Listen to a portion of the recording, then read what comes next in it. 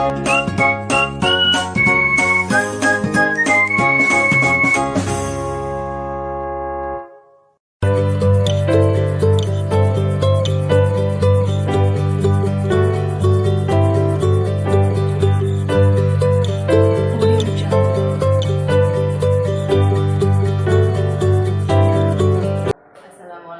warahmatullahi wabarakatuh, Budian. Waalaikumsalam warahmatullahi wabarakatuh, Bu Sri Kuntipa. Mohon maaf mengganggu waktunya Ibu sebentar.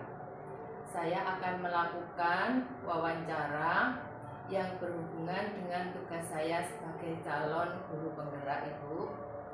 Adapun nanti pertanyaan-pertanyaan yang saya ajukan itu berhubungan dengan pengambilan keputusan dengan nilai-nilai kebajikan sebagai seorang pemimpin.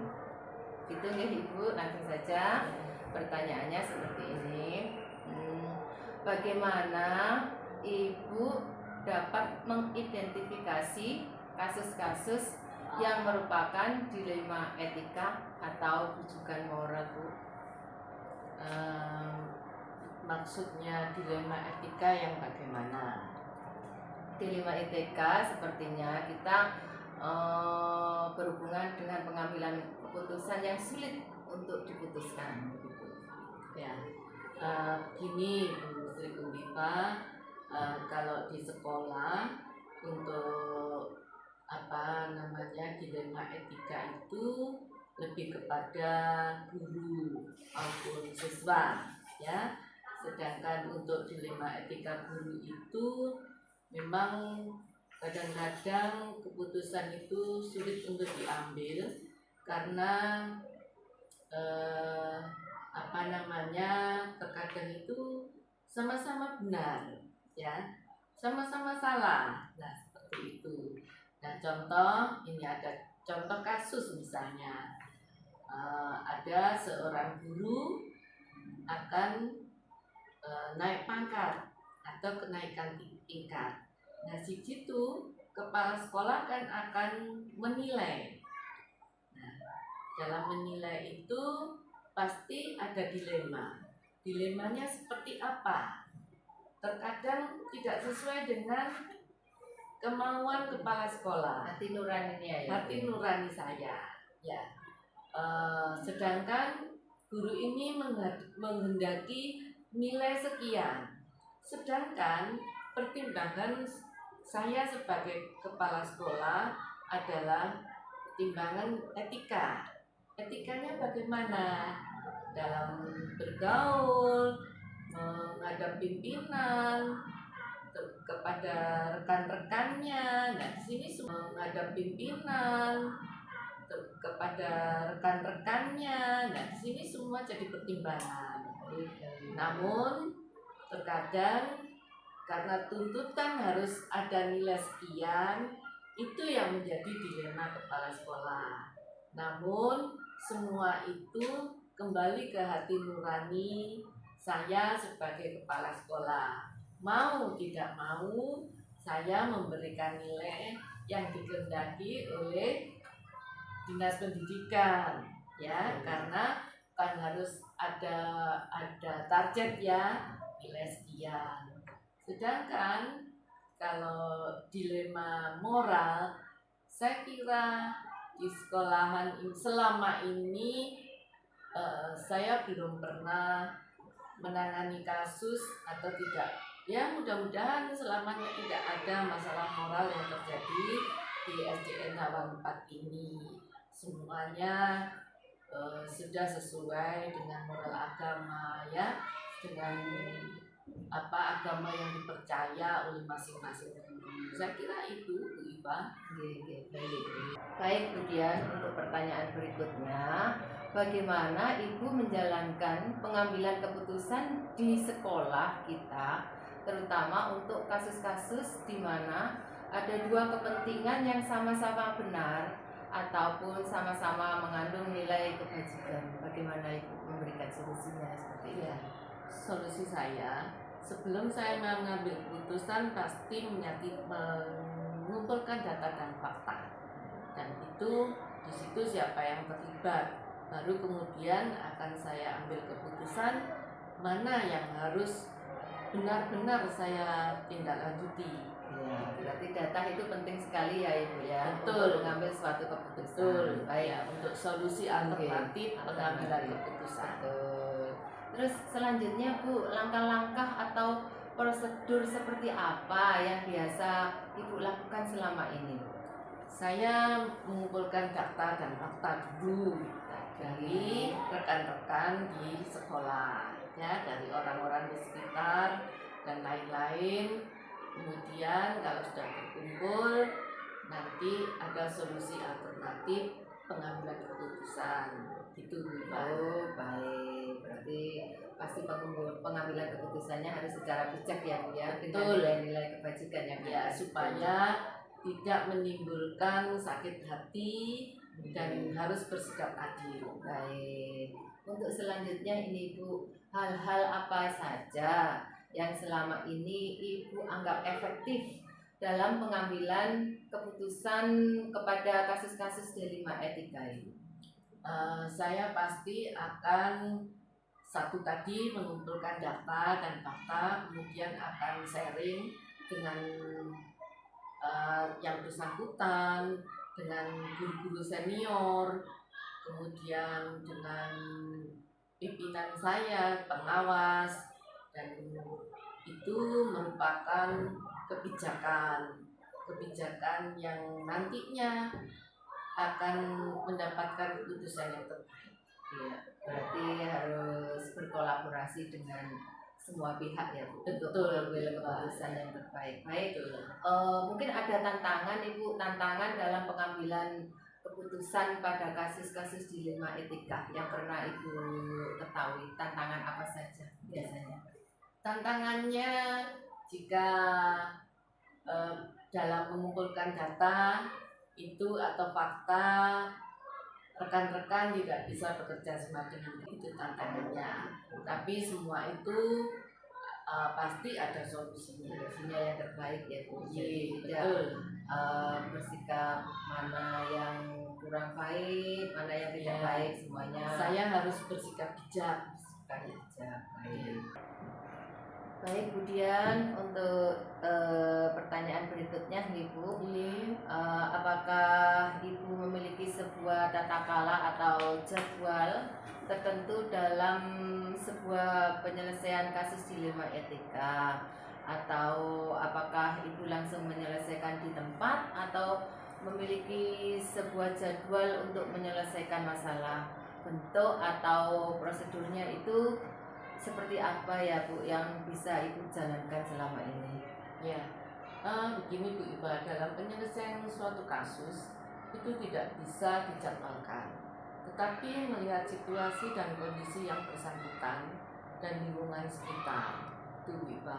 Jadi saya kondisional atau fleksibel itu seperti itu. Jadi tergantung dari jenis kasusnya ya, bukan ada kasus ringan, sedang, berat. Kalau ringan ya diselesaikan seketika. Kecuali yang urgent itu yang harus diselesaikan seketika itu. Baik. Apakah adakah seseorang atau faktor apa yang selama ini mempermudah atau membantu Ibu dalam pengambilan keputusan dalam kasus-kasus dilema etika itu? Tentu dari orang-orang sekitar saya, seperti guru senior itu kan membantu saya untuk menilai guru-guru, juga pasti ada pimpinan saya, pengawas itu yang bisa saya minta pertimbangan.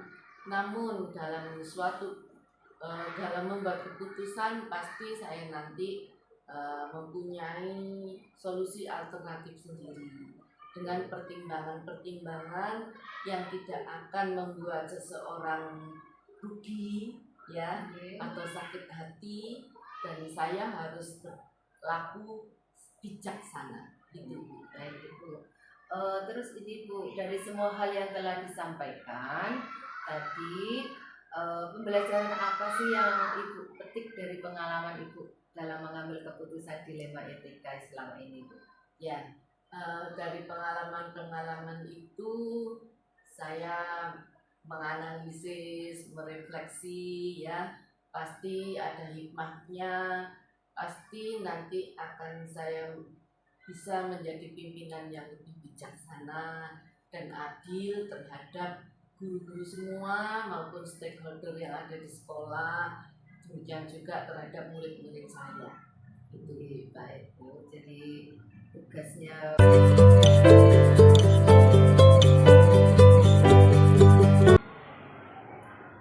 Assalamualaikum warahmatullahi wabarakatuh Bu. Waalaikumsalam warahmatullahi wabarakatuh. Nggih, mohon maaf mengganggu waktu panjenengan sebentar. Ya Bu, tidak apa-apa. Saya akan melakukan wawancara yang berhubungan dengan tugas saya sebagai calon guru penggerak. Dan dari wawancara ini ada beberapa pertanyaan nanti berhubungan dengan pengambilan keputusan dengan nilai-nilai kebajikan dari seorang pemimpin. Itu ya Bu. Selama ini bagaimana Ibu dapat mengidentifikasi kasus-kasus yang merupakan dilema etika atau kejutan moral? Baik Ibu, saya melihatnya dari sudut pandang moral dan hukum. Apabila kasus itu melanggar hukum, tentu benar atau salah sudah bisa dipastikan. Dan apabila jika dikatakan benar, melanggar benar, masalah tersebut adalah dilema etika. Baik Ibu, untuk selanjutnya bagaimana Ibu menjalankan pengambilan keputusan di sekolah Ibu, terutama untuk kasus-kasus di mana ada dua kepentingan yang sama-sama benar atau sama-sama yang mengandung nilai kebajikan. Selama ini saya selalu mengidentifikasi kasus dari berbagai sudut pandang, kemudian menimbang secara matang. Dari situ kita bisa mengambil keputusan-keputusan yang terbaik sehingga tidak dapat merugikan orang lain, jadi menguntungkan kepada semua pihak. Ya, baik. Berarti keputusannya menguntungkan kepada semua pihak ya. Baik, untuk langkah-langkah atau prosedur itu yang seperti apa Bu yang biasa dilakukan selama ini dalam pengambilan keputusan tersebut? Ya, baik. Pasti ada langkah-langkah yang harus saya persiapkan.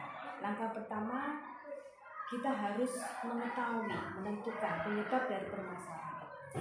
Yang kedua, siapa saja yang terlibat. Yang ketiga, menanyakan kepada orang yang terdekat.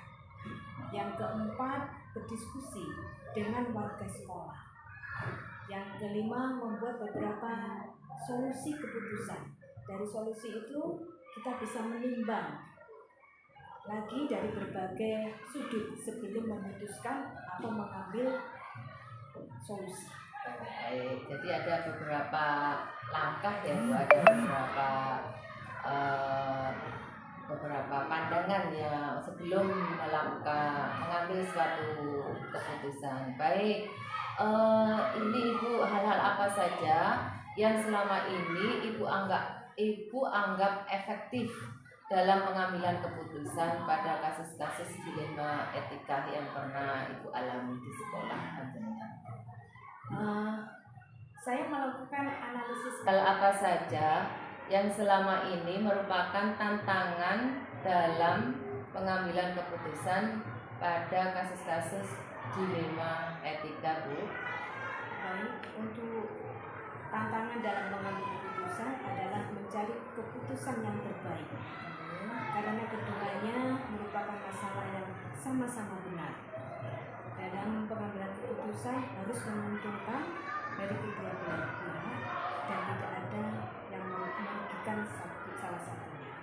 Baik, jadi keduanya harus sama-sama untung ya, jangan sampai keduanya ada yang kurang berkenan gitu maksudnya. Baik, apakah Ibu memiliki sebuah tata atau jadwal tertentu dalam sebuah penyelesaian kasus dilema etika?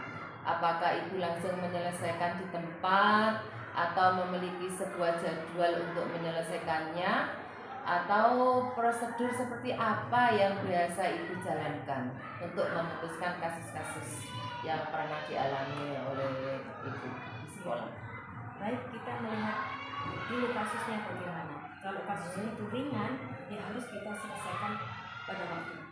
Tapi kalau kasusnya ini berat, pasti ada langkah-langkah yang harus saya lakukan. Yang pertama, tentunya kita menentukan dulu penyebab permasalahan.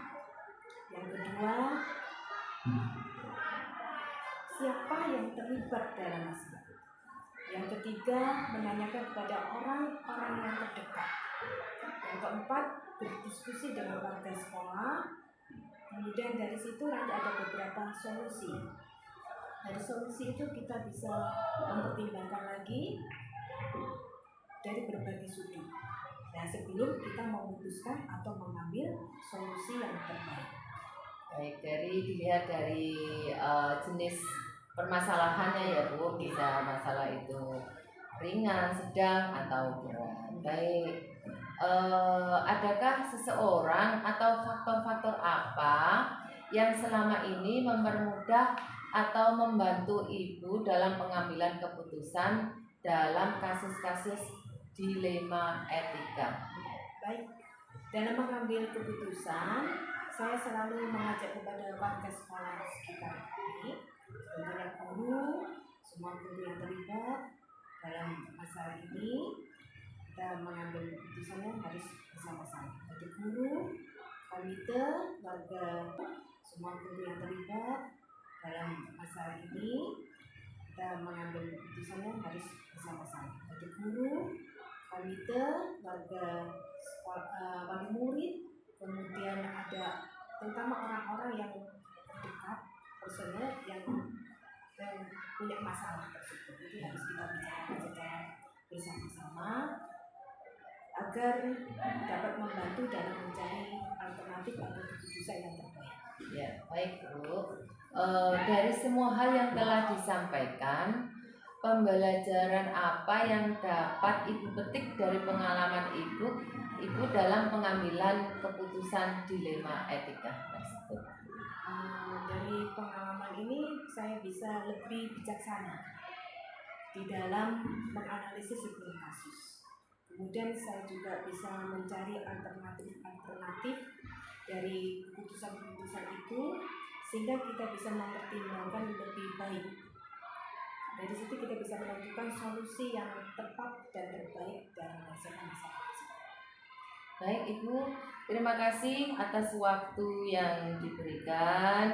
Semoga saya bisa mencontoh atau mengambil hikmahnya apa yang disampaikan Ibu dalam pengambilan keputusan dengan nilai-nilai kebijakan dari seorang pemimpin. Sekali lagi terima kasih atas waktunya. Mohon maaf mungkin ada pertanyaan saya yang kurang berkenan. Saya mohon maaf. Wassalamualaikum warahmatullahi wabarakatuh. Waalaikumsalam warahmatullahi wabarakatuh.